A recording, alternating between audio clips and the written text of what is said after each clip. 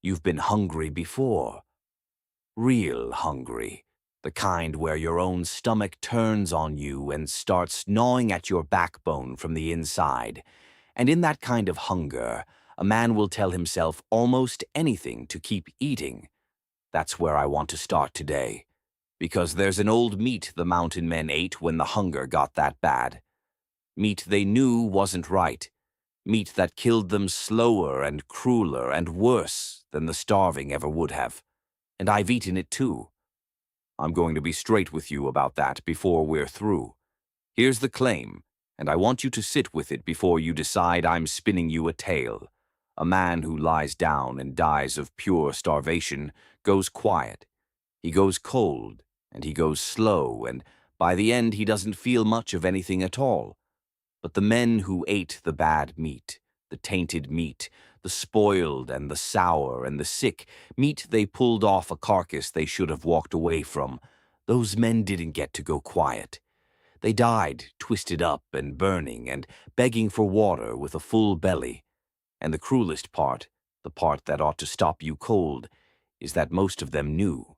They looked at that meat and something in the back of their skull said, "Walk away," and the hunger shouted it down. Stay with me, because once you understand this, you'll never look at a piece of meat the same way again. Let me tell you who I am first, so you understand I'm not guessing at any of this. I spent the better part of my life alone in country you couldn't walk off of if your life depended on it, and more than one night it did. No store to drive to, no help to call. I ate what I killed, and I went hungry the nights I killed nothing.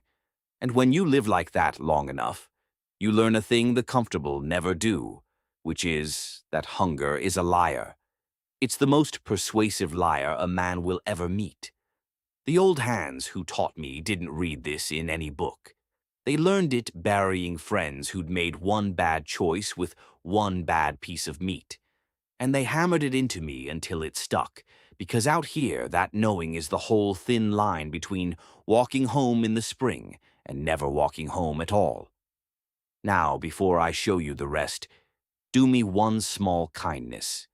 If you've made it this far with me, hit that subscribe button and give this one a like, and tap the bell so it tells you when I put the next one up. These old ways are near forgotten, and every time one of you subscribes, it drags this knowledge back out of the dirt a little further. That's the whole reason I do this. All right, let me show you what's really going on. Here's the part most folks get wrong, and it's the very first thing. So if this next piece doesn't land, nothing else I tell you will keep you alive. Most people carry the belief that meat is meat, that a little off is still food, that your gut is tougher than you think, and you can eat around the bad and be fine. That belief is about the most natural thing in the world, and out here it is dead wrong, because spoiled meat isn't weak food. It isn't half a meal the way lean meat is. Spoiled meat is a loaded gun with the hammer already back. And the thing that makes it so deadly, the thing nobody wants to hear, is that it doesn't always warn you. Your nose is not the guard you think it is. Some of the worst meat a man can eat looks fine and smells near enough to fine, because the thing that kills you in it has no smell at all. Let me lay it out in layers, the same way it was handed to me, because dumping it all at once would rob it of its weight. The first layer is the rot you can catch, the spoil. When meat sits too long, even in the cold, even hanging in what you'd swear was a good hard freeze, it turns. And a starving man's whole instinct is to say it's just a little ripe. I'll cook it hot and it'll be fine. Here's the trap in that. Cooking kills a great many things, that's true, and a hot fire has saved more lives than any medicine out here. But some of what grows in spoiled meat doesn't leave a body just because you burned the meat. The poison it already made stays behind, cooked right in, and no fire ever built will pull it back out. So the man eats his hot, safe-feeling meal and lies down satisfied, and a few hours later it comes for him. The gut cramps first. Then it empties him from both ends until there's nothing left to give, And out here, where there's no clean water to spare and no way to put back what you're losing, that emptying is the thing that kills. Not the poison directly. The drying out. A man can lose more water than his body holds in a single bad night, and no amount of a full belly saves him from that. The second layer is worse because it's the meat that was wrong before you ever killed it. The sick animal.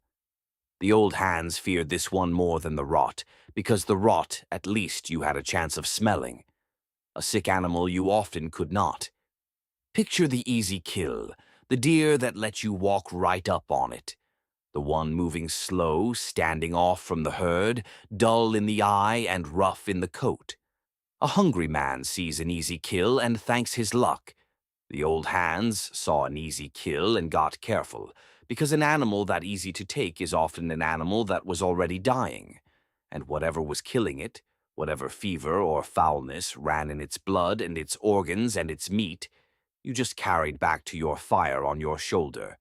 There are sicknesses that live in an animal that will jump straight to a man who eats it or even just handles it wrong while he's cleaning it.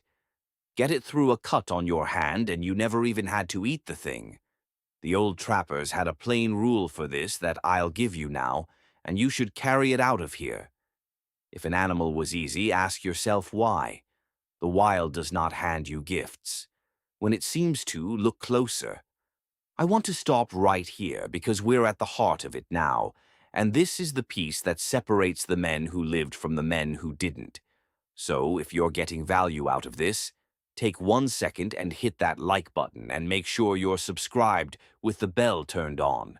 It costs you nothing and it keeps me able to sit here and hand you the things the old hands paid for, in blood. Now, here's the heart of it. The third layer is the one nobody sees coming, and it's the strangest of them all. It's the meat that turns to poison because of how it was stored, not because of any bug or any sickness at all.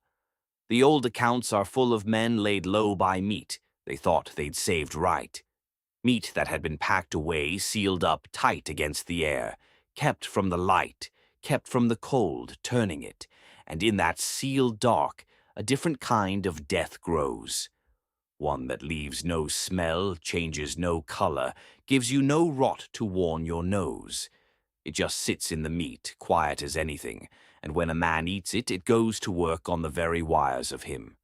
Not his gut this time. His nerves. It clouds his sight first, doubles it.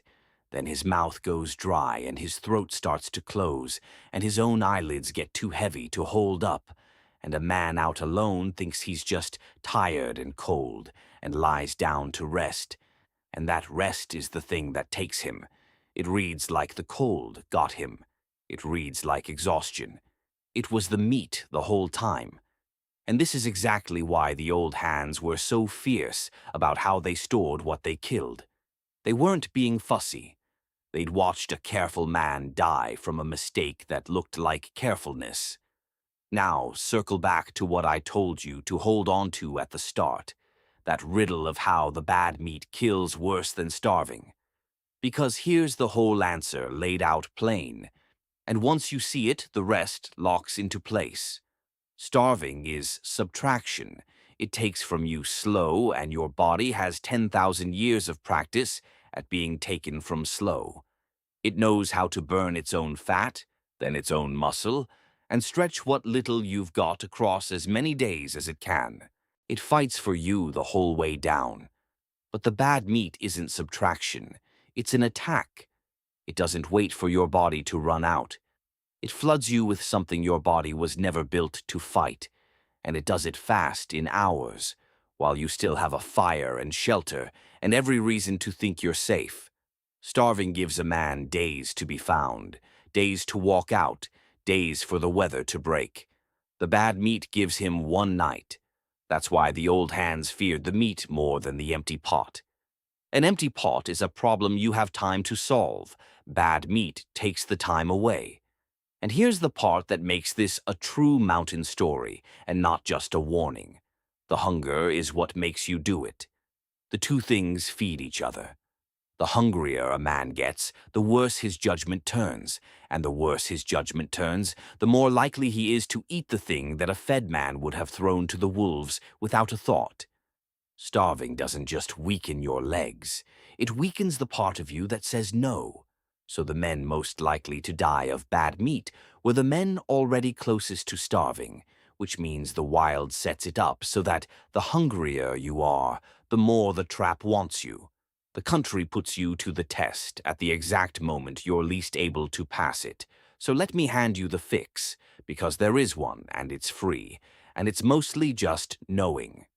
First, and this is the whole spine of it, you respect your own nose and your own eyes, but you never trust them all the way because you now know some killers leave no sign. When meat is questionable, the old rule was hard and simple. When in doubt, do without. A hungry night survived is a night you get to try again tomorrow. There is no meal worth the one that ends you. Second, you cook everything, hot and through, all the way, every time, no matter how good it looks, because heat is still the best friend you've got, even if it's not a perfect one. Third, you treat the easy animal as a warning, not a gift. You look at the eyes, the coat, the way it moved, the state of it inside when you open it up, and anything that looks wrong, foul, spotted, swollen, or off in color, you walk away from, hungry or not. Fourth, you keep your hands clean when you handle a kill, and you keep any cut on your hands away from the blood and the guts, because some of this never needed your mouth at all. And last, you store what you keep so the air can reach it and the cold can hold it, never sealed up, warm and dark, because that dark is where the quiet killer grows. Now I owe you some honesty, the way I'd want a man to be honest with me, because I'd rather you trust me than be impressed by me. This is not likely to happen to you, not with a cold box humming in your kitchen and a store down the road and clean water out of a tap. To die of this, you'd have to be out where I'm talking about, hungry down to the bone, staring at bad meat as the only meat there is. That's a lost hunter's problem, a stranded traveler's problem. It is not your problem sitting comfortable where you are right now. I won't tell you it's coming for you, but I'll tell you that every man it ever came for felt exactly as safe as you feel right now, right up until the hunger made the choice for him. And I won't pretend the old ways were perfect either.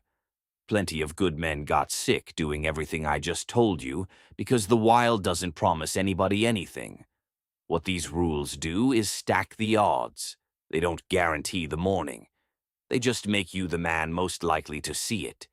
If you're still with me here near the end, then you're my kind of person, and I'd be grateful if you'd subscribe before you go. Hit that like, and turn the bell on so the next one finds you. There's a whole world of this knowledge left, and I mean to hand you as much of it as I've got. Now, let me leave you with the thing underneath all of it. Step back with me a minute, because this was never really about meat. The people who lived out in this country knew a thing we've near forgotten in a world where the food comes wrapped and stamped and safe. They knew that hunger is a liar, and that the loudest voice inside a starving man is the one most likely to kill him. They didn't fear the empty pot half as much as they feared their own desperation, because the empty pot never made a man do anything foolish. The hunger did. And the fix, the whole free fix, was to build the rule into your bones, back when your belly was full and your head was clear, so that when the hungry night came and the bad meat sat there looking like salvation, the rule made the choice before the hunger could. That's the real lesson, bigger than meat and bigger than any winter. The men who died weren't beaten by the wild. They were beaten by the certainty that a full belly meant a fed body, and a hungry man's certainty is the most dangerous thing in these woods. So here's the whole of it, small enough to carry and free as the snow on the ground. When in doubt, do without. Cook it hot and cook it through. Fear the easy animal. Keep your hands and your cuts clean of the blood. Store it so the air can breathe on it, never sealed up dark. Do that much, and the country can throw its worst at you, and you'll still walk home in the spring. The people who settled this land with their 2 hands and a knife knew things we're only now starting to remember, and a piece of that knowing near went into the ground with them, and I won't stand by and watch it go. So tell me down in the comments, what's the one piece of food wisdom your grandparents carried that the rest of us have plain forgotten? Because I want to hear it. And next time I'm going to hand you another one that turns everything you've been told clean on its head. An old rule about drinking water in the wild that runs dead against common sense. The kind where the clearer and prettier and more inviting that stream looks, the more likely it is to lay you flat. I'll show you why, and what the old hands watched for instead. Until then, take care of your fire and don't ever trust a full belly to tell you the truth.